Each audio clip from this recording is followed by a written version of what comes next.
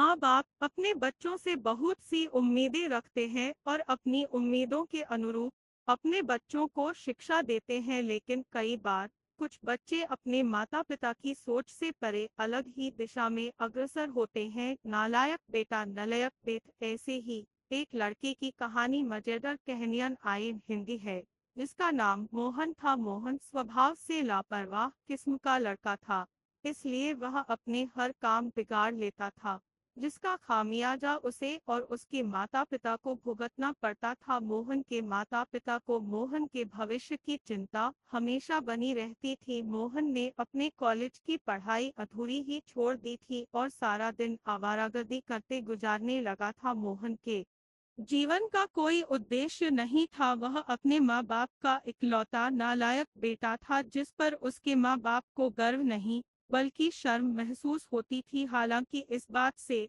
मोहन को कोई खास फर्क नहीं पड़ता था। एक दिन मोहन के पापा उसे बाजार से सामान लाने को कहते हैं, जिसके लिए मोहन को कुछ पैसे और सामान की लिस्ट लेकर अपने काम पर चले जाते हैं। पापा के जाते ही मोहन अपने दोस्तों के साथ बाजार जाता है और सामान की लिस्ट के अनुसार सब कुछ खरीद लेता है और अपने दोस्तों के साथ सामान का थैला लेकर थिएटर में फिल्म देखने चला जाता है। मोहन फिल्म में दोस्तों के साथ खूब मस्ती करता है। फिल्म खत्म होने के बाद मोहन अपने घर वापस आ जाता है। मोहन के पापा कुर्सी में बैठे टीवी देख रहे होते हैं। वह मोहन से सामान के कर दिया, उसके जीने के सारे रास्ते बंद हो चुके थे। उसने तय कर लिया था कि वह आत्महत्या करेगा और वह ट्रेन से अपनी जान देने के लिए रेलवे स्टेशन पहुंच जाता है और ट्रेन के आने का इंतजार करने लगता है। तभी एक जोरदार हॉर्न की आवाज के साथ एक ट्रेन रेलवे स्टेशन में दाखिल होती है। ट्रेन के आते ही मोहन अपनी जगह पर खड़ा हो जाता है और पटरी में कूदने का मन बना लेता है। जैसे जैसे ट्रेन पास आती है,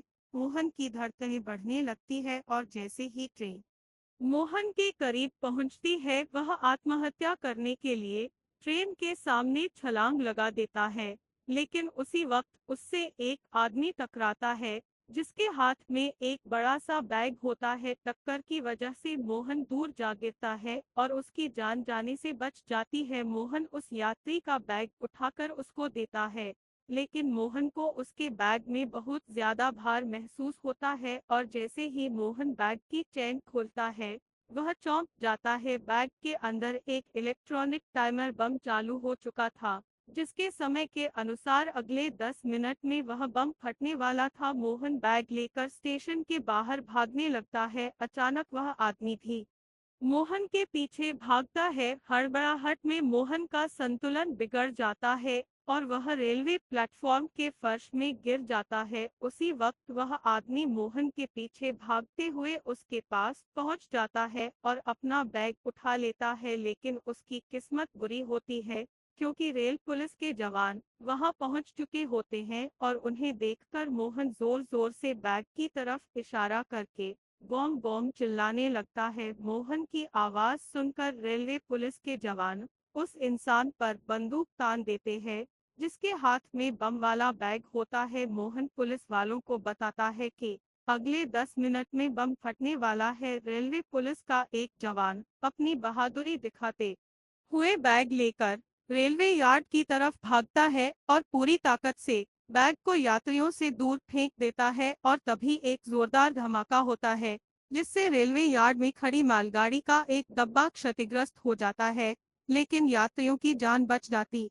पुलिस की तहकीकात में पता चलता है कि वह आदमी आतंकवादी था, जो आतंकी घटना को अंजाम देने के लिए ट्रेन में धमाका करना चाहता था, लेकिन मोहन ने उसके मंसूबों पर पानी फेर दिया था। इतनी बड़ी घटना की खबर जैसे ही अखबारों में छपती है, तो सारे शहर को मोहन की बहादुरी का पता चल जाता है। मोहन के घर में पत्रकारों के साथ साथ पड़ोसियों और रिश्तेदारों की लाइन लगी होती है और इसी बीच मोहन अपने घर वापस आता है। मोहन के पिता अपने बेटे से गले लग जाते हैं। उन्हें अपने बेटे पर आज बहुत गर्व महसूस हो रहा था। हो भी क्यों न, नालायक बेटे नलायक बेटे ने काम जो इतना लायक किया था।